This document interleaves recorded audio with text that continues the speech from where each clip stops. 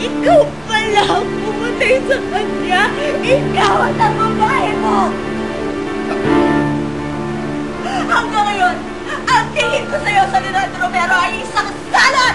Tama na! Salot ka! Tama na, Valeria! Hindi! Hindi ako titigil! Hindi ngayon! Hindi bukas! Hindi hanggang hindi ko lang pinagpapagyaman sa pagdurusa yan si Leonardo Romero! Magsama kayo sa lusa yung siyempre na mawahayop kayo!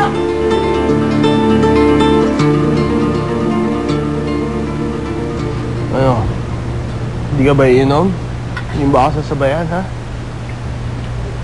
Mukhang nakarami ka na, pare. Kaya mo pa ba? Isa pa. Kayang-kaya pa. Pare, may ibang paraan para ipagluksa yung pagkawala ni Rosalinda. Huwag naman ganito. At ano naman yung paraan mo, ha, Gerardo?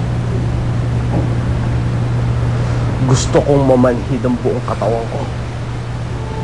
Nung wala akong nararamdaman. Isa pa. Sir, bawal Pare, yan, sir. Para ako naman. Pabayaan niyo ako! Pare, tigilan mo yun. Pare, ano ba? Tigilan mo na yan. Wala akong ginagawa, okay? Umiinom lang ako. Ano nga akong papakailaman? Hindi nyo alam ang pinagdadaanan ko. Wala kayong alam. Pare! Pare, tigilan mo na yan. Aga, nagbugulo kayo! Tigilan nyo yan, tigilan nyo yan. Ako na bahala dito, kaibigan ko yan, kaibigan ko. Okay, ako na bahala dito, ako na bahala. Papayahaman na sila, Gerardo. Dahil hindi nila ako kayang saktan. Dahil wala nang masasakit pa sa nararamdaman ko. Wala na. Ilayo mo na yung kaibigan mo! Pakasamain sa akin yan! Umuwi na tayo, umuwi na tayo.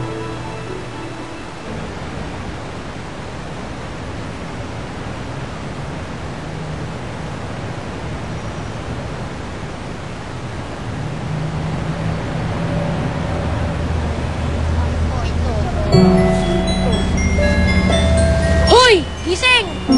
Uy, gumising ka! Sisipain kita! Uy, gumising ka! Uy! Gising!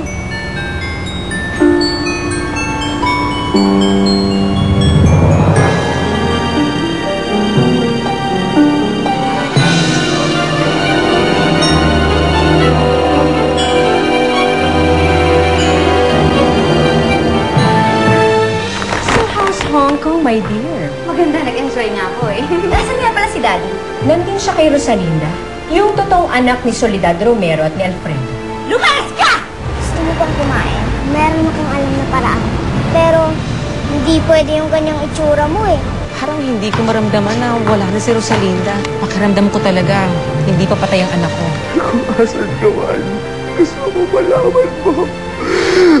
Mahal na mahal kita.